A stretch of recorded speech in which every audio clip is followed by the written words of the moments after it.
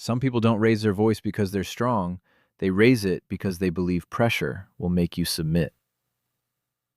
Have you ever noticed how certain people suddenly become uncomfortable the moment you stop reacting emotionally? The strange thing about human nature is that most conflicts are not really about truth. They're about control, about dominance, about testing whether you can be emotionally manipulated. And most people fail these tests without even realizing it, because they answer with anger, or fear, or justification. But there are responses, quiet responses, that instantly change the balance of power in a conversation. A few words, sometimes even less, and suddenly the other person loses momentum, not because you attacked them, but because you refuse to play the role they expected from you. I am the Watcher, and here, in Shadow Insight, we observe the hidden psychological mechanisms people reveal under pressure. In this episode, you'll discover 5 intelligent responses that can instantly shut people down without shouting, insulting, or losing control. More importantly, you'll understand why these responses disturb certain people so deeply. Because once you see the mechanism behind verbal dominance, you begin to notice how often people use it against you, and how rarely calm people are truly weak.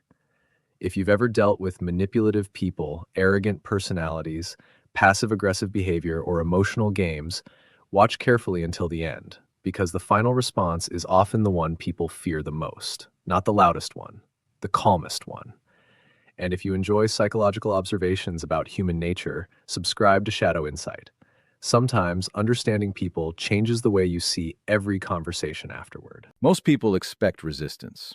That's why they provoke. Watch carefully. When someone tries to embarrass you, challenge you publicly, or make a passive-aggressive comment, they are often waiting for one thing: an emotional reaction. Because emotion gives them control over the rhythm of the conversation. Have you ever noticed how some people become strangely energized the moment you defend yourself too quickly? You explain, you justify, you react emotionally, and suddenly they feel powerful. But the moment you calmly say, "That's interesting," something changes, immediately, because you did not resist, but you also did not submit, and that creates psychological confusion. The other person expected tension. Instead, they receive observation, almost as if you are studying them instead of fighting them. That silence becomes uncomfortable, especially for dominant personalities. Imagine someone saying, "You always think you're smarter than everyone." Most people instantly defend themselves. "No, that's not true." "What do you mean?" "You don't even know me." But a calm person simply says, "Interesting," and pauses. Now the pressure shifts. The aggressor suddenly feels exposed, because they expected emotional movement and received emotional distance instead. The strange thing about people is that confidence often appears in the absence of reaction, not in aggression. Adler believed that many people try to dominate conversations because they fear feeling insignificant. And when you refuse emotional escalation, they lose the emotional reward they were unconsciously seeking. That is why calm responses can feel so unsettling, especially to insecure people. Because your calmness silently communicates something dangerous. I'm not emotionally controlled by you. And for certain personalities, that is deeply frustrating. Most people spend their lives trying to correct other people's opinions. And that is exactly why manipulation works so well. Because the moment someone attacks your image, your instinct is to defend it. Have you ever wondered why criticism feels so emotionally heavy sometimes? It's because human beings are deeply attached to how they are perceived. Reputation, validation, acceptance. Most people are unconsciously terrified of losing them, and manipulative personalities know this instinctively. That's why they use phrases like, "Everyone thinks this about you." "You always do this." That's why people don't take you seriously. Notice the mechanism. They are not simply expressing an opinion. They are trying to pull you into emotional self-defense. Because once you begin defending your identity, they control the conversation. But something unexpected happens when you calmly respond. You're free to think that. No anger, no panic, No need to convince. And suddenly the psychological game collapses because you refused the invisible contract. The contract that says, I must earn your approval to remain emotionally stable. Jung believed that people often project their insecurities onto others without realizing it. And when someone cannot emotionally penetrate you, their projection loses power.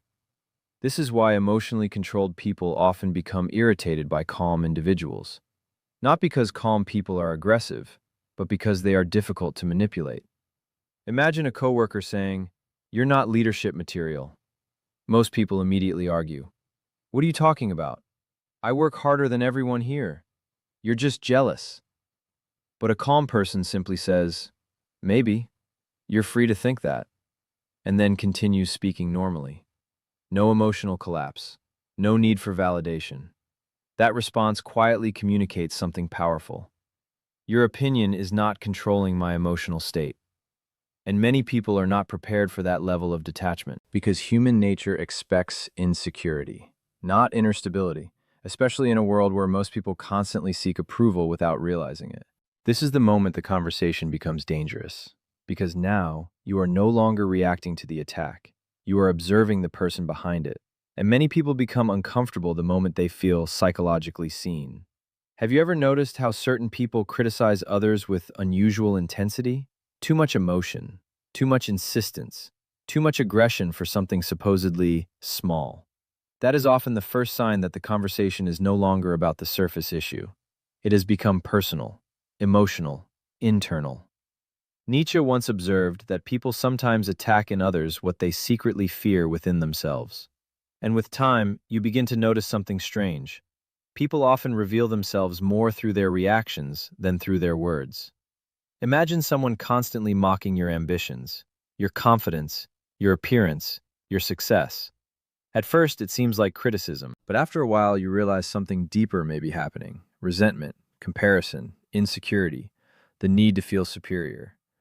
That is why one calm question can completely destabilize someone. Why does that bother you so much?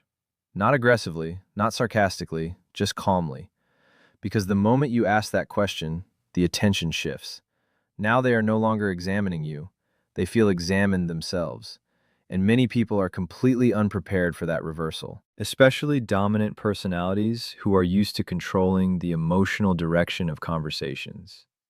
Watch carefully how people react after this question.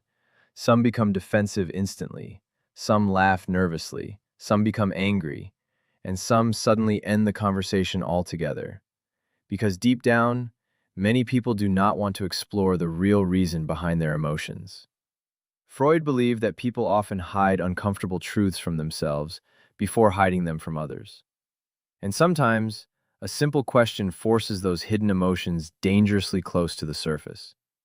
That is why this response is so powerful, not because it humiliates people, but because it quietly exposes the emotional weight behind their behavior. And the strange thing about human nature is this: people can tolerate disagreement, but they become deeply uncomfortable when they feel psychologically understood. There are responses that win arguments, and there are responses that reveal power. The difference is important because truly confident people rarely feel the need to dominate every conversation. With time, you begin to notice that the loudest reactions often come from the people fighting invisible insecurity, and the calmest people are usually the ones who no longer need external validation to feel stable. The fourth response is simple: I don't need you to agree with me.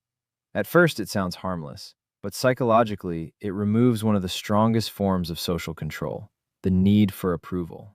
Have you ever noticed how many conversations are secretly negotiations for validation? People adjust their opinions, their personality, even their emotions, just to avoid rejection. But the moment you calmly say, I don't need you to agree with me, you quietly step outside that system. No hostility, no submission, just independence. And independence unsettles people more than aggression sometimes, especially individuals who unconsciously rely on emotional pressure to influence others. Because they suddenly realize something uncomfortable. They can no longer control your emotional direction. But the fifth response is the one people fear the most. Not because it is aggressive, because it is final. The response is, you may be right. Watch carefully what happens psychologically here. Most people expect resistance. They expect you to defend yourself, argue, explain, fight to protect your ego. But when you calmly say, "You may be right," the conflict suddenly loses oxygen. There's nothing left to attack, nothing left to dominate. And strangely, this often frustrates aggressive people more than anger does. Because many arguments are not really about being correct. They are about emotional engagement, about control, about forcing you into reaction. But a person who is capable of admitting possibility without emotional collapse becomes extremely difficult to manipulate. That level of emotional control feels almost unnatural in modern conversations, because most people are trapped inside ego defense without realizing it.